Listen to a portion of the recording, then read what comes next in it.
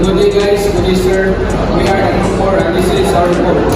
Learning outcomes. Demonstrate the necessary procedures ensures with installation machinery for the purpose of payments and change over of service. So, learning outcome introductions.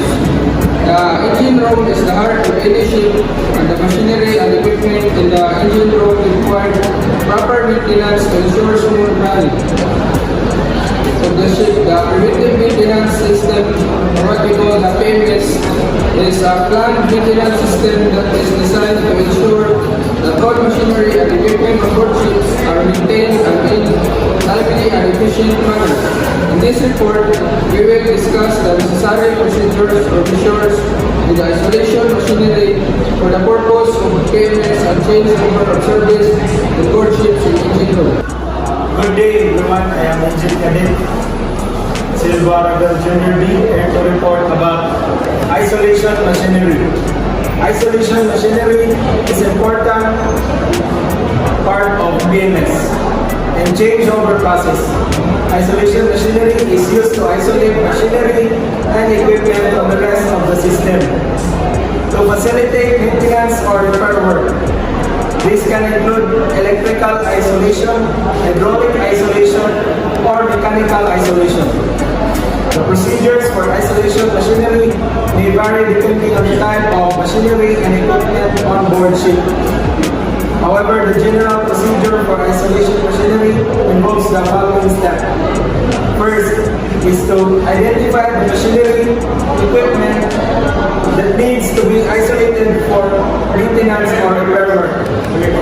Identify the isolation points for machinery or equipment.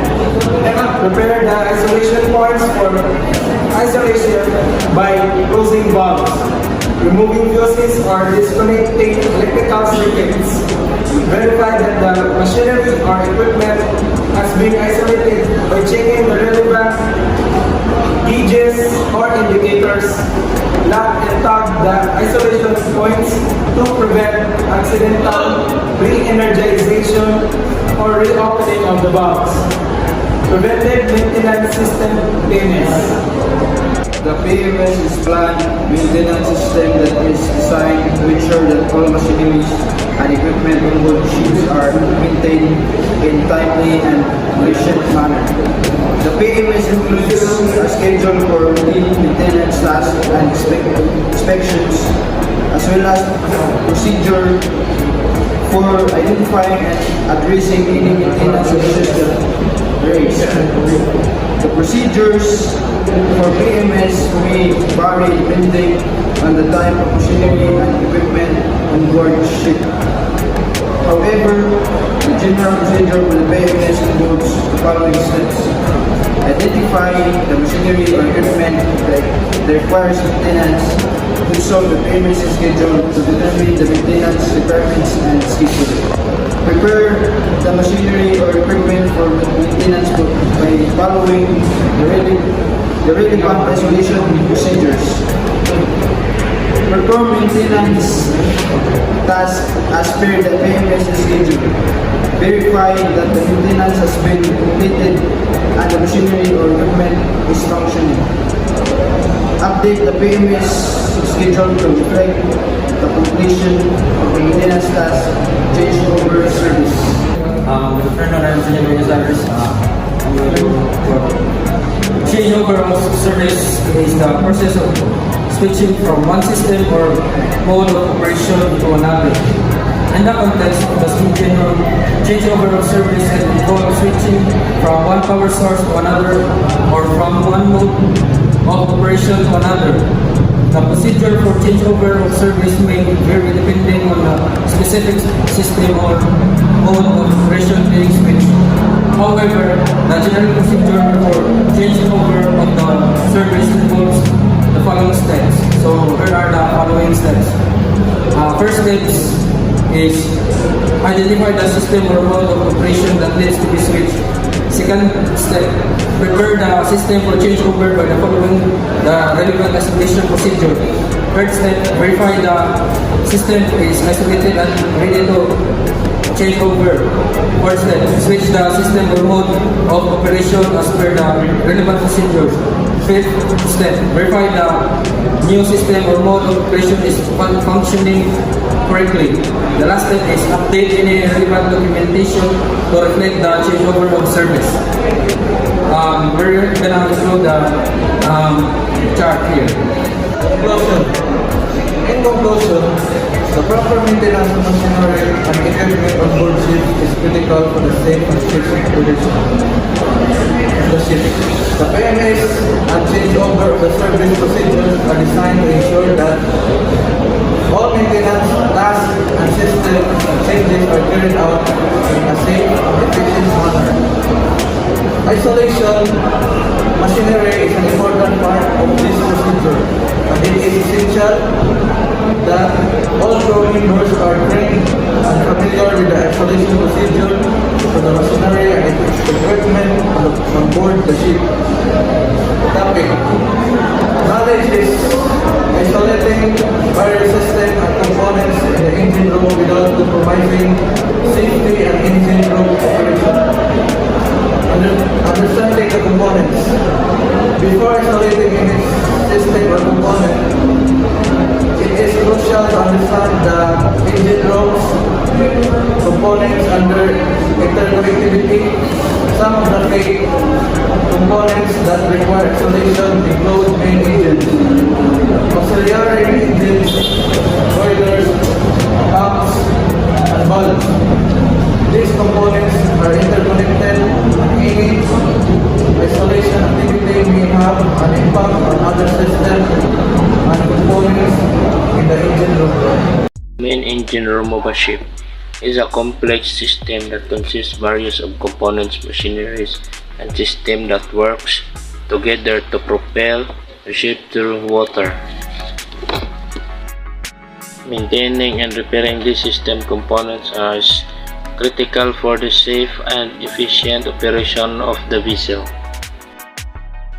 However, isolating this system and components during maintenance or repairing can be challenging and require to careful the planning and executing to ensure that the safety and the engine room operating are not compromised.